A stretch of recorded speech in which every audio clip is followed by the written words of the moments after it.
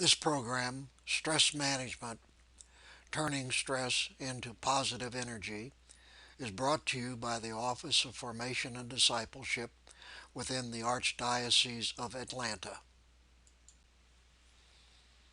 Hello and welcome. My name is Bill Clark. I will be the presenter for this program. If you have questions or desire additional information, please contact me on my direct line at 404 920 7635 or by email at wclark at archatl.com. Let's open with a prayer. God, teach me to be patient. Teach me to go slow. Teach me how to wait on you when my way I do not know.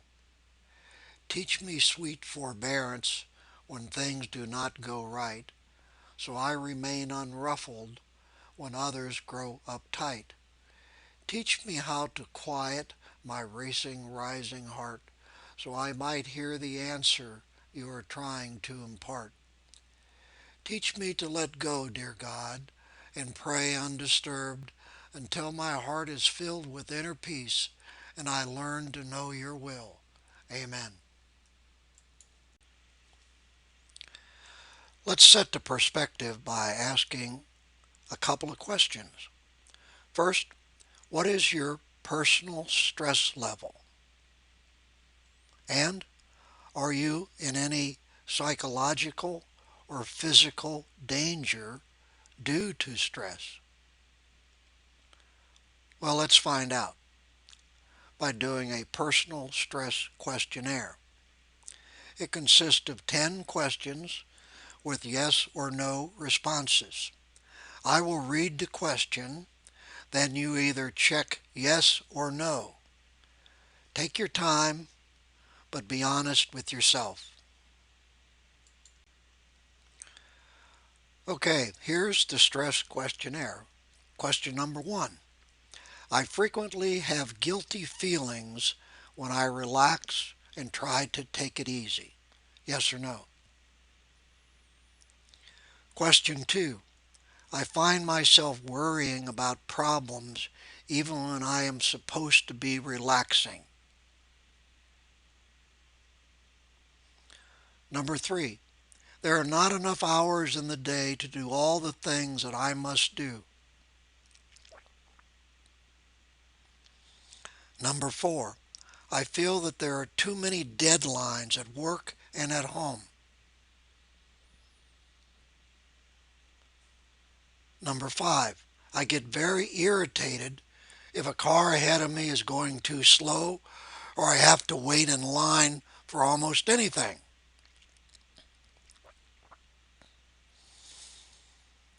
Number 6. I experience mood swings, difficulty making decisions, and my concentration and memory is sometimes compromised.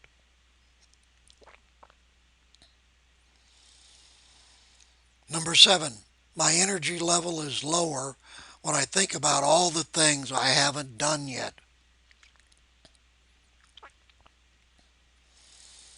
Number 8. I find that I have a greater dependency on alcohol, caffeine, nicotine, or medications. Number 9. I find that I don't have time for many interests, hobbies outside of work. And the final question, number 10. I frequently bring home work at night and weekends. Okay, take a minute and tabulate your yeses and nos.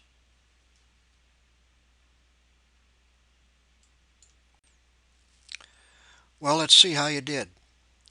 If you had two or fewer yes responses, you're doing a reasonably good job of managing your stress. Just keep it up and try to improve. If you had three or four yes responses, you need to make some real changes in your work or lifestyle, or your stress condition could deteriorate further. If you have 5 or more yes responses, you're already experiencing significant stress and you should seek help. The key point is that stress is a very serious issue. If nothing is changed, stress will increase and endanger your health and well-being. Let's review our agenda, or what we will discuss in this program. First, we'll discuss and define what stress actually is. Next, we'll review the impact that time and change have on stress. Next, we'll review the principles of time and change management. Next, we'll review some stress warning signs and symptoms which are early indicators of a potential problem. Next, we'll review several tips on how you can manage stress more effectively. Then we will cover some stress relief techniques. Then we'll close with some relief exercises. And finally, we'll summarize what we've covered. First, a quick overview of stress. The principle behind stress is that you can't eliminate stress from your life. All you can do is manage it or redirect it. A certain amount of stress is actually good for you. It's the adrenaline of achievers and entrepreneurs.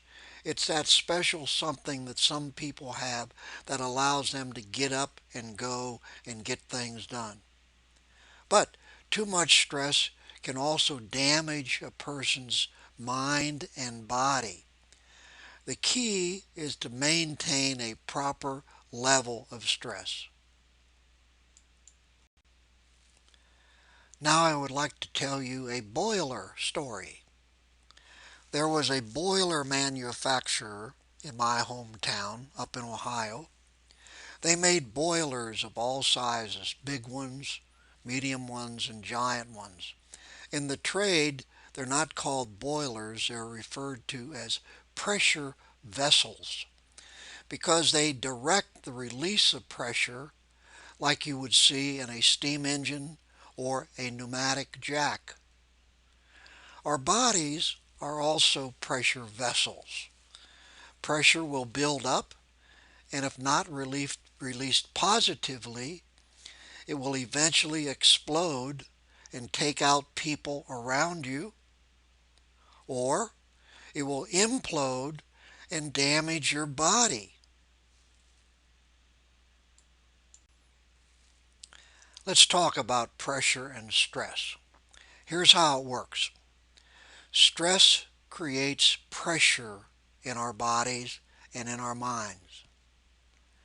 The pressure builds up. You will either direct the pressure to a good use, like energy, or it will explode or implode and harm you and those around you. There are two fundamental keys. First, you need to prevent pressure from building up to dangerous levels. And number two, you need to direct pressure to more effective, positive uses. How do you know if you're experiencing stress? Well, here are some faces of stress. Perhaps you've had these or similar experiences in your life.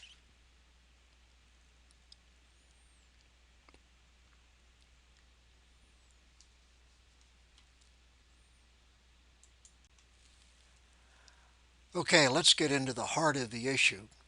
What is stress? We define stress as a state of mental or emotional strain or tension from adverse or demanding conditions.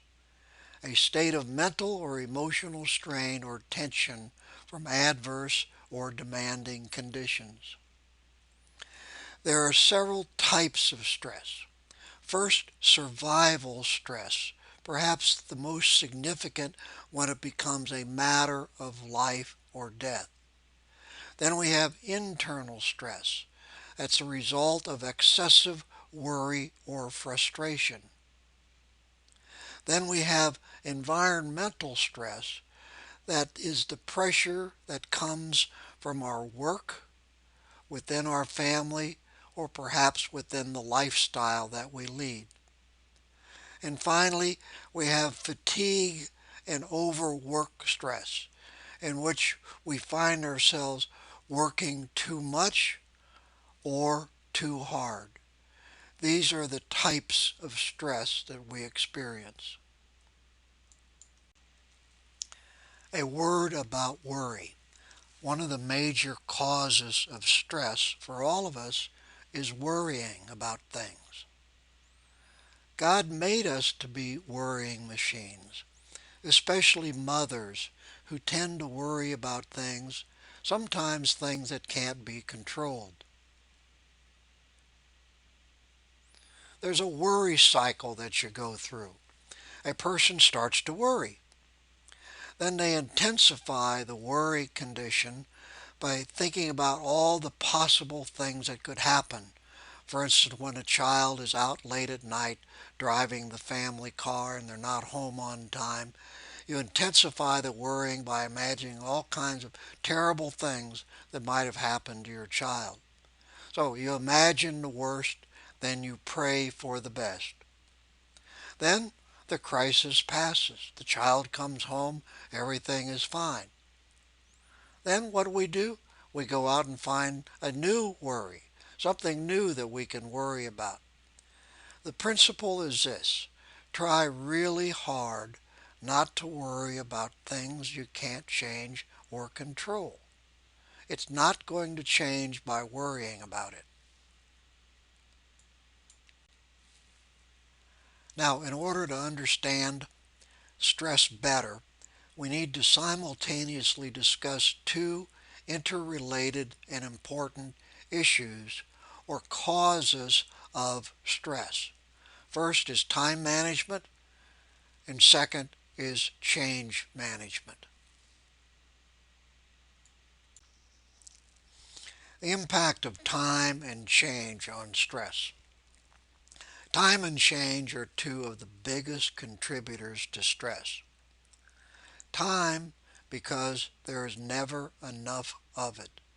We never seem to have enough time to get all the things done that we need to do. As a result, we worry about it. It builds up pressure, which results in stress. Change, because we as human beings have a very difficult time accepting and adapting to change.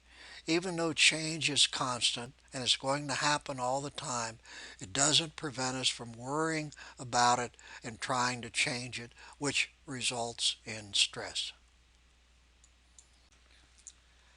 Now let's talk about the time principle number one. Your total personal and office workload will always exceed your available time. Will always exceed your available time. You will never get everything done. That's the reality.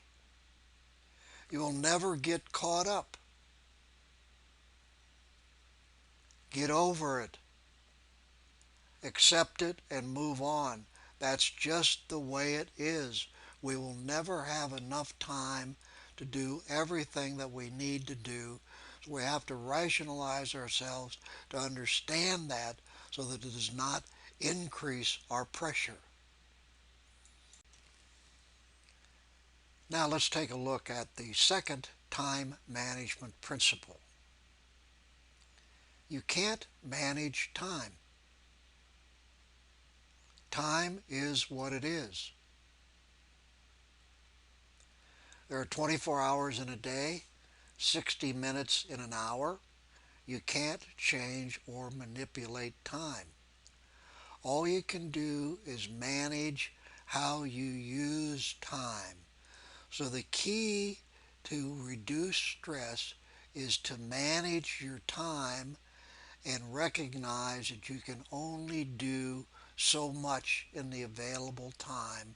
And it's important that you start working on the most important things first.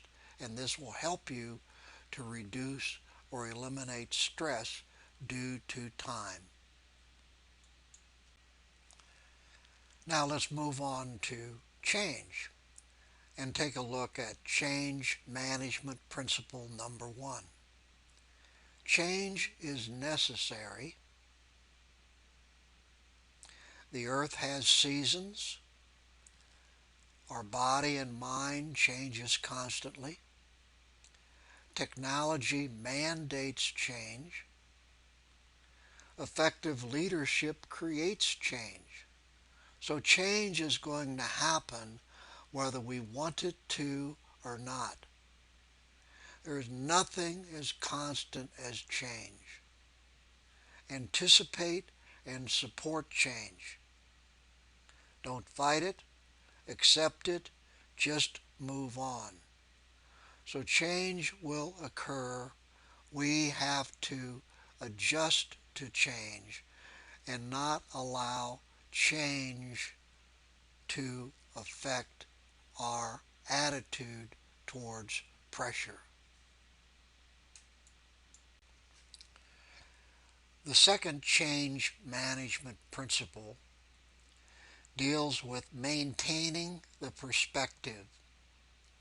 Change happens. It's a reality. You can't change change. It's going to occur. Two quotes help bring this principle into perspective. The first by Harold Wilson, former British Prime Minister. He who rejects change is the architect of decline. The only human institution that rejects change is the cemetery. The second quote from an anonymous source is that change is inevitable. Some people change for the better and some for the worse. So you can either embrace them or replace them. So change happens. Adjust to it.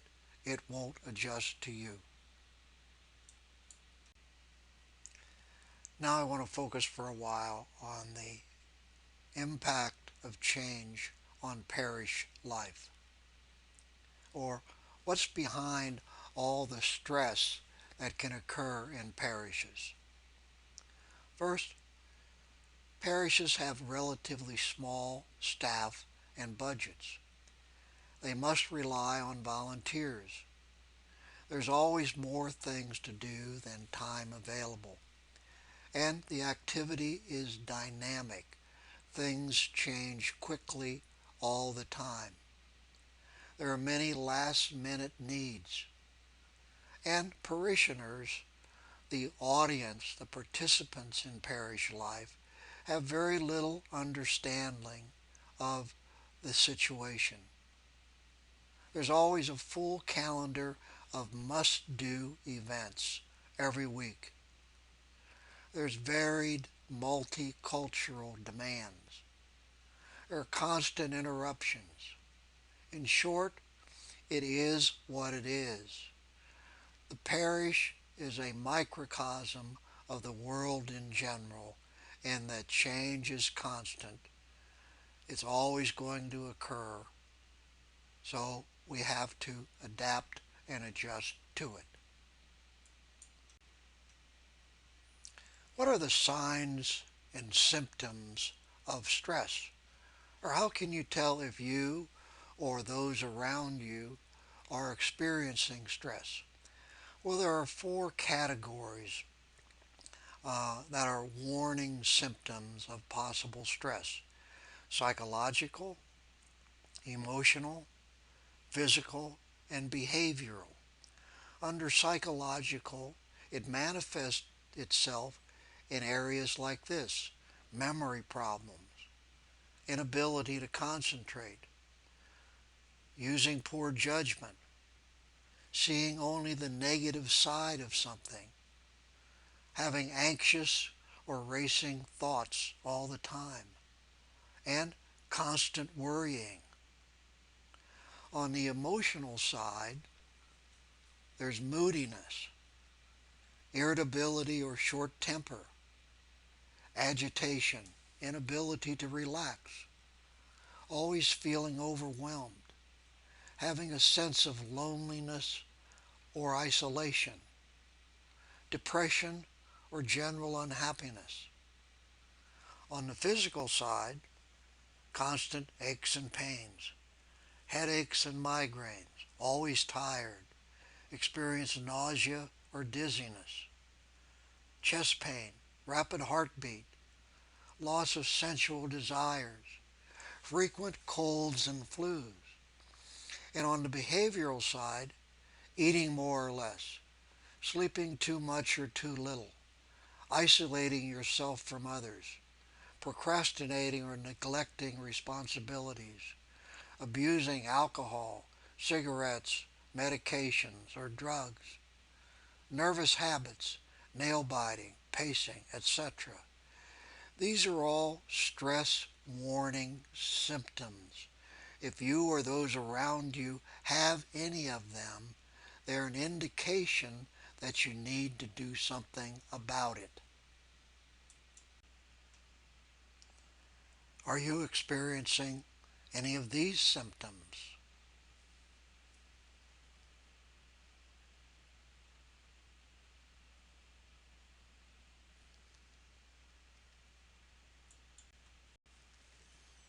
Now let's talk about managing stress. Everyone has a unique response to stress. No one size fits all. We need to experiment with different ways to reduce or release stress. A key point is you must reduce or relieve stress, or you will explode or implode. It's just a matter of time. Now, let's talk about how you can manage stress. Stress is going to happen, so you have to have a way to deal with it. There are 10 ways, ideas, approaches that you can use to manage stress. First, avoid it. Second, adapt it. Third, accept it. Fourth, learn how to manage your time. 5, learn how to better manage change. Number 6, relax and recharge. Number 7, reward yourself. Number 8, quit working. Number 9, organize. And number 10, be on time. Let's take a look at each one. The first idea to manage stress is to avoid it. Try to avoid situations or people that cause stress.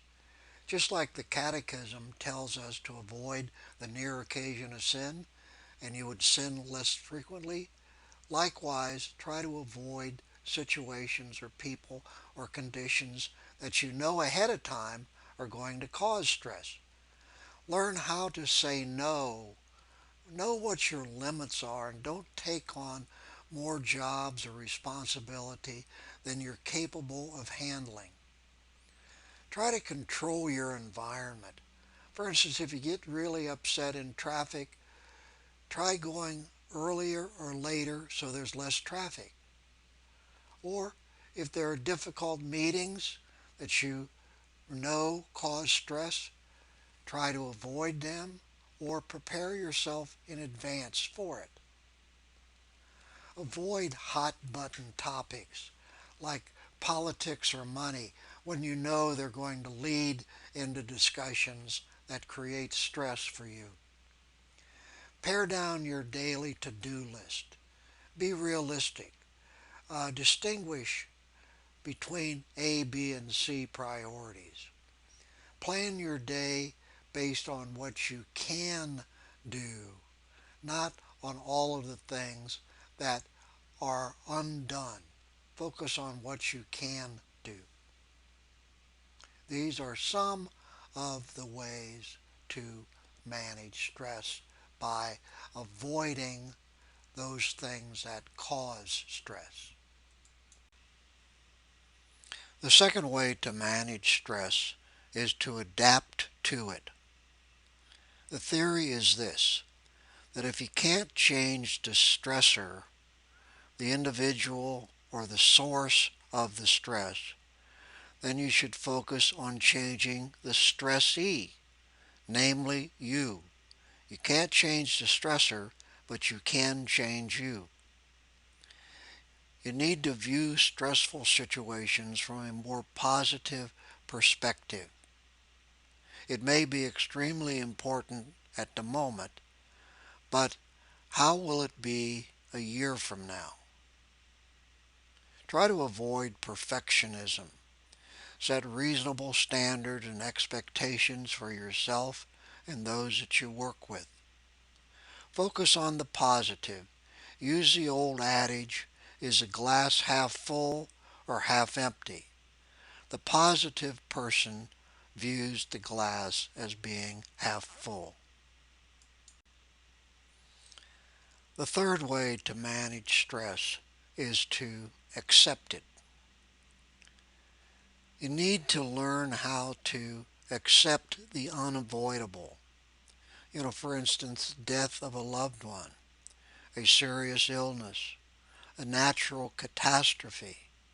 All we can do is grieve over the occurrence, accept it, and move on. It can't be changed. Don't try to control the uncontrollable. We have no power over the weather, politics, or the behavior of other people, so don't try to control something you can't control. Next, share your feelings. Don't keep them bundled up inside. Opening up is not a sign of weakness, it's actually a sign of strength because it allows you to relieve the pressure that's building up inside you. Accept the fact that we live in an imperfect world. Try to let go of anger and resentment. Forgive and move on.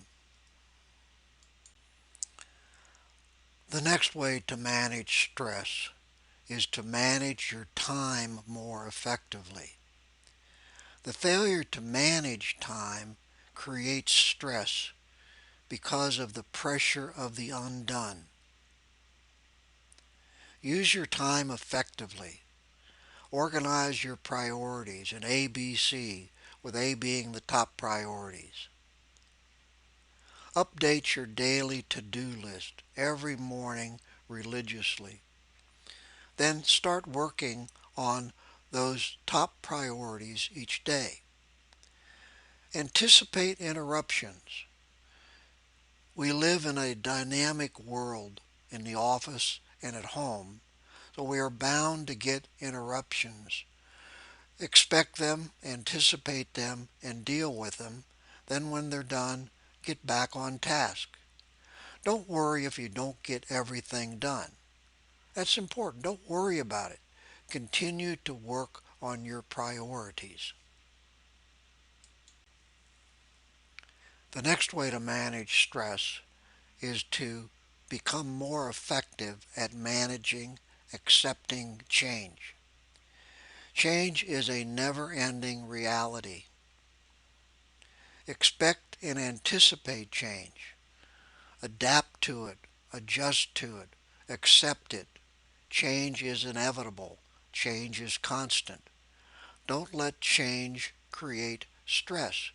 It's something that you can't control. It's going to happen, so try not to worry about it. Quote from Maya Angelou puts it in a perspective. If you don't like something, change it. If you can't change it, change your attitude.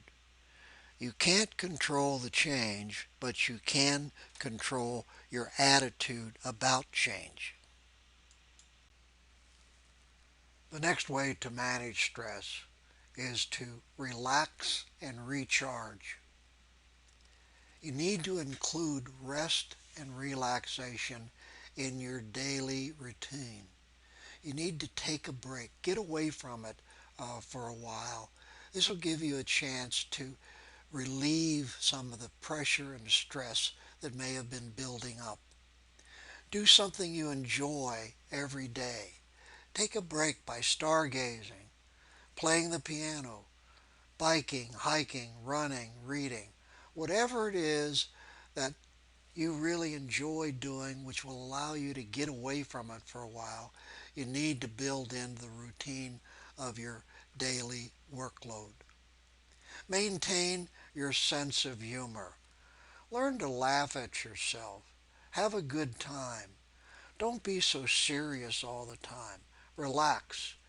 Laughing helps you fight stress.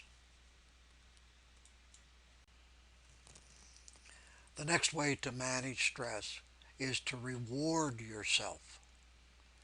Reward yourself between tasks. When you finish an important task, instead of immediately going on to the next one, stop for a minute. Relax. Take a break. Have a light snack, a candy bar. Call home. Read an article. Take a walk. Say a rosary. Spend a quiet moment in church. Think of these rewards as a release of pressure, like letting the air out of a tire. A well-timed reward will ensure that pressure will not build up to dangerous levels during the day. The next idea for managing stress is to quit working. Now, I don't really mean to quit your job, but I do mean for you to leave your work at the office. Turn off your phones and computers when you leave the office. One idea is to have a basket at the front door or entryway to your home in which all family members put their smartphones, tablets, computers, and whatnot into it as a signal to everyone in the family that they are now home and they're going to be focusing on family issues. You need to be available for emergencies, but you also need to enforce the sanctity of your home by leaving your work, your job in the office or factory or plant. The next to last idea for managing stress is to organize. Everyone is a little messy at times. That's okay. One idea that some people use effectively is to have a junk drawer at the office or in your home that allows you to overcome your desire to be a little bit messy by having that one junk drawer a mess. It has all this stuff in it, unorganized and whatnot. So whenever you don't know where to put something, you put it there. That's your little personal junk drawer. If your office and desk looks like the aftermath of a tornado, this brings about stress. You can't find things, you spend time searching, you get frustrated, you look inefficient. It has an impact on stress. Start by organizing your desk, then move on to other areas of your office, your home, and your life. The 10th and final idea for managing stress is to be on time. Being late creates stress. Get ready and leave a little earlier.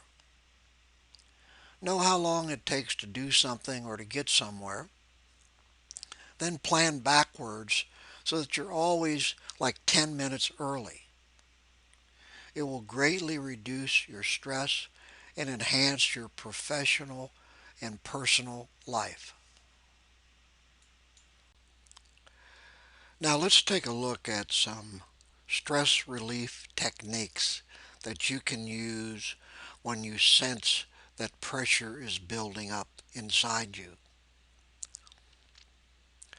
The first is deep breathing.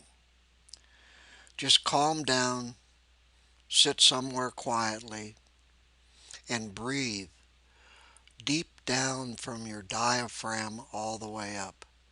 And keep repeating that process until you begin to feel the pressure ebbing out of your body. The next is to meditate or pray. There's something special about just taking a minute and praying or meditating on some topic other than what has been on your mind in the past few hours. Next, just get up and walk around. Walk anywhere, inside the building, outside the building. Just get up and move, and this will take your mind off of what you've been thinking about. Next, do some stretching or in place exercises. Next, laugh. Uh, think about something funny or pull up a funny video on your computer or join in a group of people who are having a good time. This is bound to relieve your stress. Next, listen to music. Everyone has their favorite type of music and songs and whatnot. It's a good way to get your mind off of what you've been involved in. Next, you can read or write. Just take the time, write a letter to your spouse or your children or some friends and whatnot, or read something. It'll have the same effect of taking your mind off of what you've been involved in. If you can, take some rest, perhaps a short nap. Another idea is to take a break and eat something or chew gum or have a candy bar. Anything that will get your mind off of what you've been involved in. Last is visual imagery. We're going to spend some more time on this in the next few slides because it's a great technique to get your mind off of things. Any or all of these stress relief techniques can be tried, and eventually you'll find one or two that seem to work best for you. You can find additional information on how to prevent or relieve stress by copying the link below. Or you can Google or search the internet for stress relief techniques for a wealth of additional information.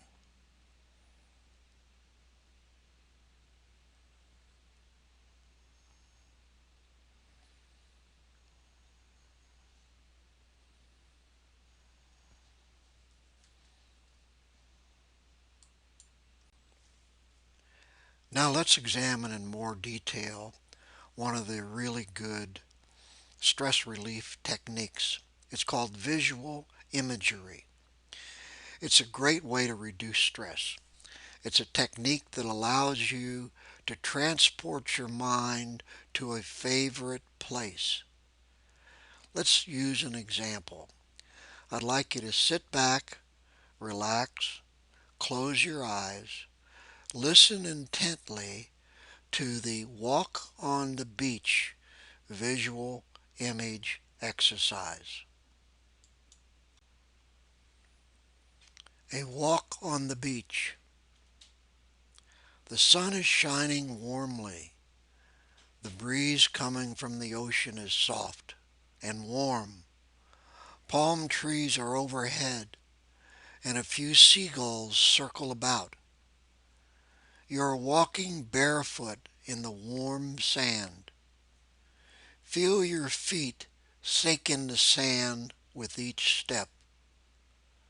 Walk towards the water's edge and let the water roll over your feet. Jump in the water. It's warm, gentle, and very refreshing. Now come out of the water and walk to your beach towel. Lay down and relax. Rest for a while in all the peace and beauty surrounding you. Listen to the waves. Soak in the beauty, the smells. Breathe in deeply the warm ocean air. Stay as long as you like.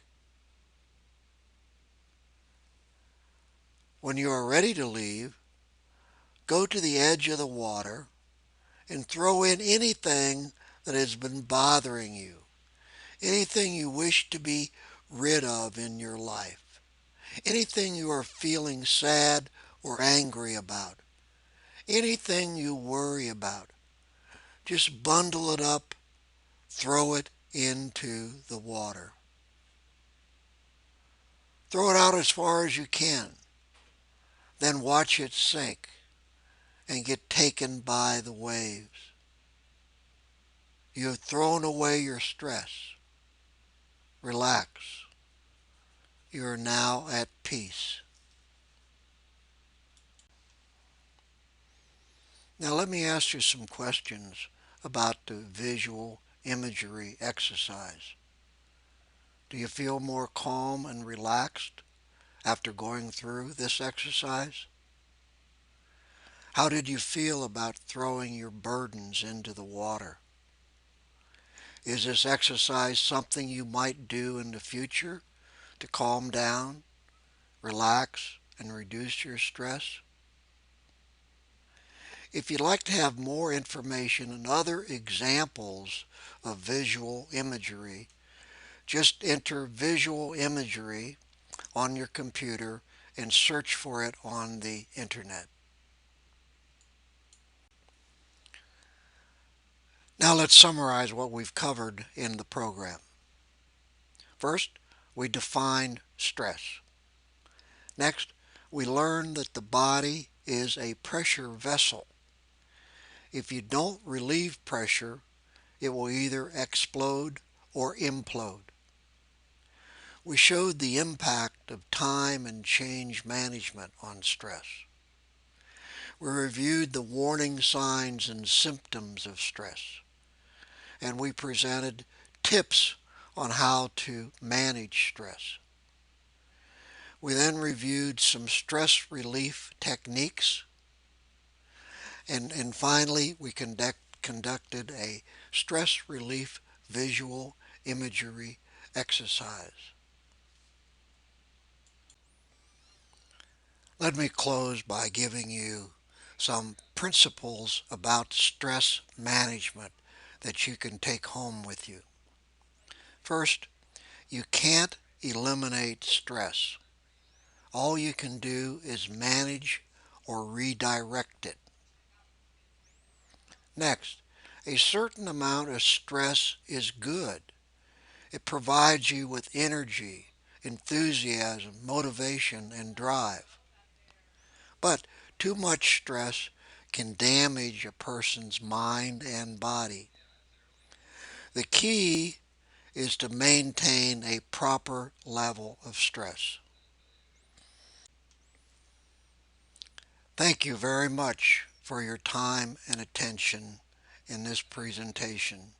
If you have any questions or need additional information, please contact me, Bill Clark, in the Office of Formation and Discipleship.